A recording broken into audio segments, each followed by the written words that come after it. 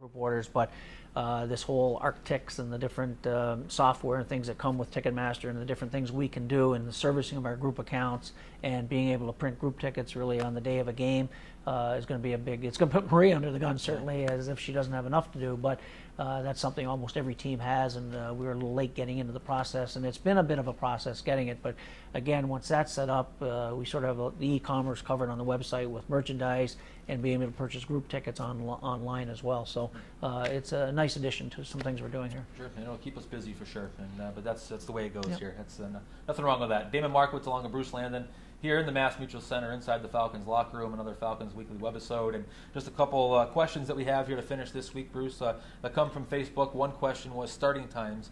I guess that kind of ties into the schedule, but we really haven't released anything on that. But starting times for Friday, Saturday, Sunday, any changes that you see in the starting times for the season? Not really, Damon. We talked about it at staff meeting, as you know. I bring that up to the staff every year. What do you think, guys? What are other teams doing? And the one question always comes up every year: should we shift our Friday night games from 7:30 to 7 o'clock? And we fans have to understand we do discuss this. We do talk to some fans about this. We try to get a feedback. What we have found for the most part, and we may be wrong, but for the most part we found that 7:30 works better for most people on Friday nights.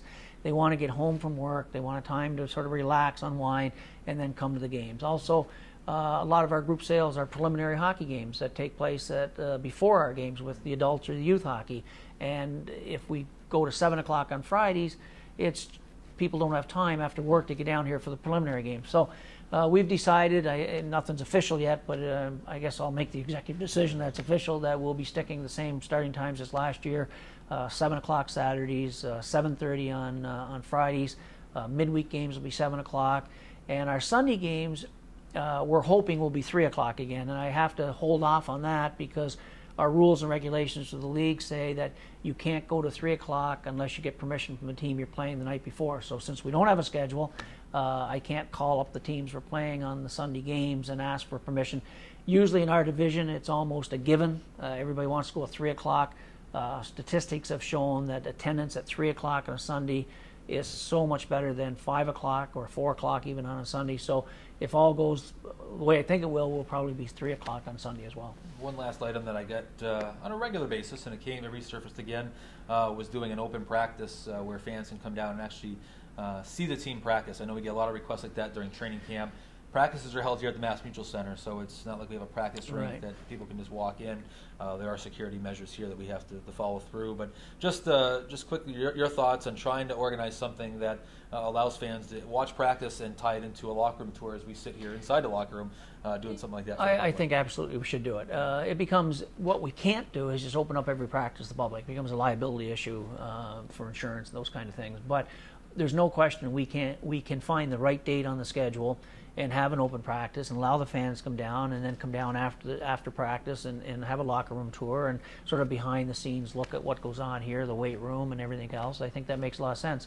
It's funny, we're so close to this business that we forget sometimes that when we have done that in the past, people walk in and they're really amazed at the weight room facility and the players' lounge and the hot and cold tub rooms we have and the different sort of the amenities we have to offer now at this level. So absolutely should be on the front burner to when we get the schedule again, to plug in a date that works, and we should do that. If fans want it, why not do it? We can get away with it. And also, I think we've talked about, Damon, and we've had some success in taking a couple practices on the road in the past, and I'm sure that's in the plans coming up again, even at Amelia Park or maybe over the Olympia or Enfield Twin Rinks or something, and take a couple of practices on the road so fans can come watch us there as well. Yeah, it's definitely something that we want to do. I know it's always scheduling. It's always looking at the schedule and seeing where travel is and where you can fit everything in. I don't think we're ever opposed to anything like that. Anything that's going to get people excited about the team and give them behind-the-scenes view, we're certainly all for. So certainly we'll definitely work on that as we get through. And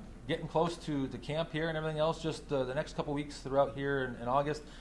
Just quickly summarize what you got on the burner as we get close to Labor Day. Yeah, I was telling somebody the other day that really in our business, and I've been doing this a long, long time, that I always look at August, September, and until you get through your home opener, are the busiest times in our entire season. You get through the home opener, you get more into a little bit of a routine of what you're doing. But when we start in August, we sort of we've got a lot of sales that we're wrapping up, and with that comes a lot of pressure on Stephen Hanjack, and he's here in this room, so he's hearing what I mean, because he's the guy responsible for laying out our game magazine. He's going to be responsible for getting all our dashboard advertising up, all our in-ice advertising done. So he's got to keep the pressure on the staff to make sure we collect all the ad copy. So everything sort of starts coming together as you get into August. Your season tickets, the flex books will be arriving soon, so Maria's going to be responsible for making sure those accounts are taken care of.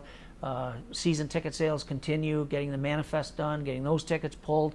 Then getting ready on the hockey side, certainly for training camp. The players start arriving, which gets a little chaotic in our office because, we got a lot of new players, so they're wandering into our side, and we have to help them, for those that are going to make the team, with housing and getting sort of acclimated to the area.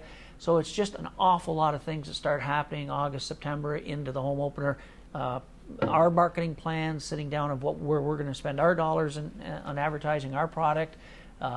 Putting our promotional schedule together. There's just a lot of things. It's just a busy time. It's a fun time of year, but it's a very, very busy time of the year, and no member of the staff is idle this time of year. Everybody's busy. Everybody's wearing more than one hat, and but we have to still stay focused on our sales, because that's what drives our business. But it's a crazy time of year, and but a year sort of something we always look forward to. It's almost like opening night on Broadway. You get excited, you get nervous, you get everything in place, and somehow, some way, we pull it off. Well, I know there's a lot of fans out there looking forward to that 10-0 start and really hit the ground running for a new year. And there's a fan sitting right beside you hoping for a 10-0 start as well. We'll see what we can do. Columbus has certainly done their part. They have, absolutely. I know the excitement is certainly building. I know the excitement, just the buzz around the city, even people that may not live and die at all 38 games like our diehards.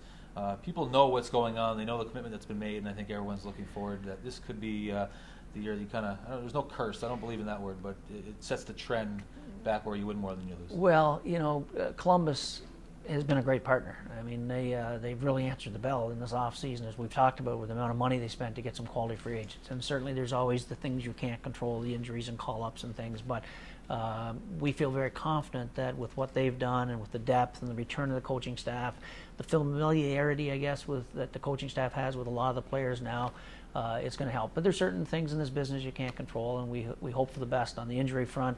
And you talked about the buzz. I have to just credit Gary Brown at the Republican.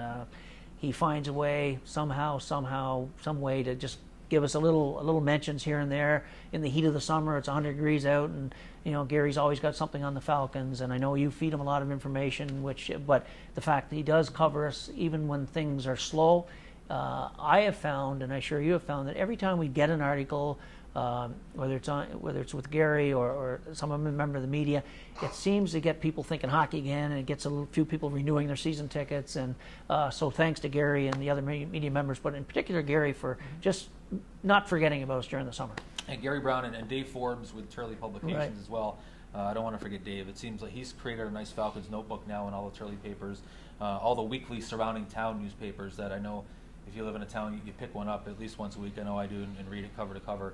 He's done a great job filtering all that stuff. Well, Turley's been a great partner of ours for years. I mean, I started dealing with Turley back myself in 1977, and we're still dealing with them. And I used to deal with Tom Turley, who owned it, and then he sold it to his brother Pat and Iris and Jack Mead and all the people we've dealt with. It's been fantastic, and the fact they do give us, as you said, the coverage in all their papers they own and publish around this area is huge. So the readership is very strong. So thanks to Dave as well. Well, Bruce, thanks for joining us. We'll get back on schedule again. I know we had a couple-week hiatus with vacation times and all kicking in, but back on schedule. We'll do another one next week. We may be remote next week. I know there's maybe a mystery location that you reminded me of yesterday. Well, we're getting a lot of requests, because that's about the third request I've had to take our sort of talk here on location. So I think it's fun to do it, and I know the sponsors, the people we go to, enjoy it. So we'll throw that to somebody next week. I think next week we'll be outside the Mass Mutual Center, which is always fun. So, Bruce, thanks again for joining us. Thanks, Appreciate it. We'll see you next week. Thank you once again for watching out there. Thank you to Stephen Hanjack behind the camera, as always. Does a great job making us look easy, and does a great job editing as well. So don't forget about those social media streams. Get tongue-tied here at the end. Social media streams, official Facebook, official Twitter. Go to FalconsAHL.com. Check them out. Updated hourly, daily. It's a great thing, great happenings. A lot happening here in the spring and summer as we get closer to opening night. Again, thanks for joining us. We'll see you next week.